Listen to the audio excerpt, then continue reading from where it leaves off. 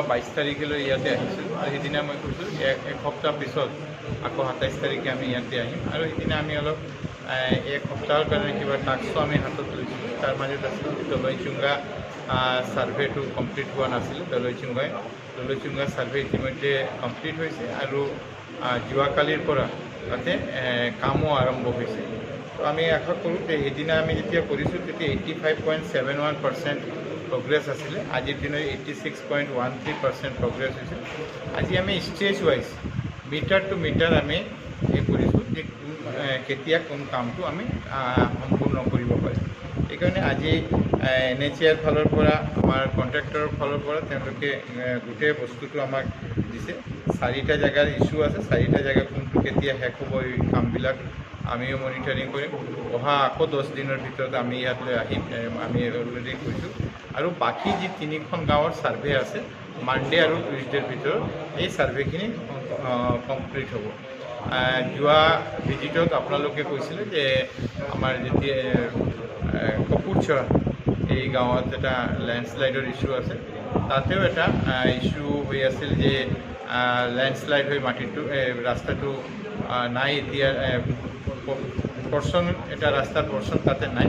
সেইটো এটা নতুন এলাইনমেণ্ট কৰাৰ কাৰণে এটা NHAI মিনিষ্ট্ৰীতে পঠাইছে। এই কামটো এতিয়া পেণ্ডিং হৈ আছে, কিন্তু সেইকাৰণে তাতে এটা যি ডাইভাৰ্চন ৰোড আছে 1.3 কিলোমিটাৰ ডাইভাৰ্চন ৰোড, যিটো দি আজি ট্ৰাফিক যাতায়াত কৰি থাকে, সেই ৰাস্তাটোকে ৱাইডেনিং আজি 3.75 আছে, 7.5 মিটাৰ যাতে কৰিব পাৰে।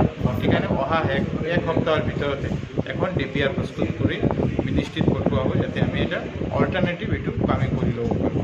আমি আশা কৰোঁ যে আপোনালোকক যোৱা সময়ত যেনেকৈ আমি কৈছিলোঁ সেই সময়সীমাৰ ভিতৰতে আমি এটা ভাল প্ৰগ্ৰেছ দি এই ৰাস্তাটো মুকলি কৰিব পাৰিম। ছাৰ, আৰু এটা কথা আছিল, আমি প্ৰতি বছৰো দেখোঁ যে যেতিয়া বৰষুণ আহে তেতিয়া ৰেলৰ কিছুমান ঠাইত লেণ্ডশ্লাইড হয়।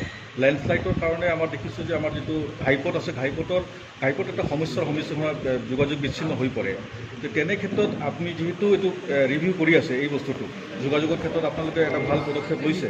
তেনে ক্ষেত্ৰত এতিয়া বৰষুণ নাই, এতিয়া শুকান মৌসুম, এই পৰিস্থিতিত ৰেলৰ লগত কিবা আপোনালোকৰ ডিছকাশ্যন হৈছে নেকি বা ডিছকাশ্যন কৰিব নেকি, যে যাতে মানে বাৰিষাৰ সময়ত যি সমস্যাবোৰ হয় এতিয়া যদি প্ৰিকশ্যনেৰী মেজাৰবিলাক লৈ লয় তেতিয়াহ'লে কিন্তু বৰষুণৰ সময়ত এই প্ৰব্লেমবিলাক নাহে। তেনেকুৱা আমি আমাৰ এই কামতো ৰেলৰ লগত কোঅৰ্ডিনেট কৰি কামবিলাক কৰিব লাগিব।